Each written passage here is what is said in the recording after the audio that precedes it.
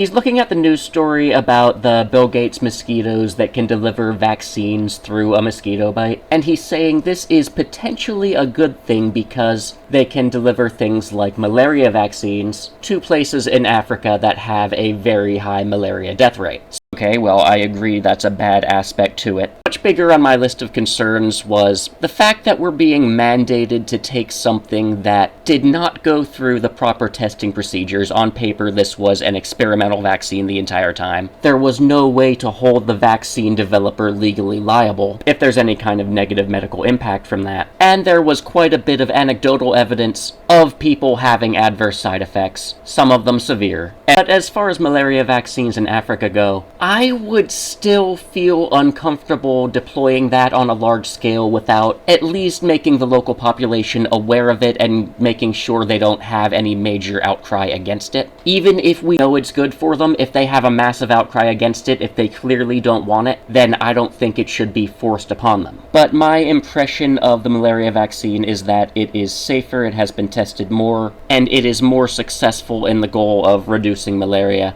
than any COVID vaccine has been so far. But then again, I didn't really look that up, that's just my impression of it from all the things I've heard up until now in my life. But more to that difference of opinion between Knowles and I. Knowles is Catholic, I am Protestant. Something more than just a doctrinal difference that I admire about Catholics is the tendency to be absolutely bold and fearless on the pro-life issue. I don't know where it comes from, but I'm glad it's there. I am glad they are such fierce defenders of that, if nothing else. And that pro-life streak goes deep. Like, I've even met Catholics who are on board with the whole social justice thing. Deep Democrat, blue Catholics who still call themselves pro-life. That is commitment, and that is something I admire.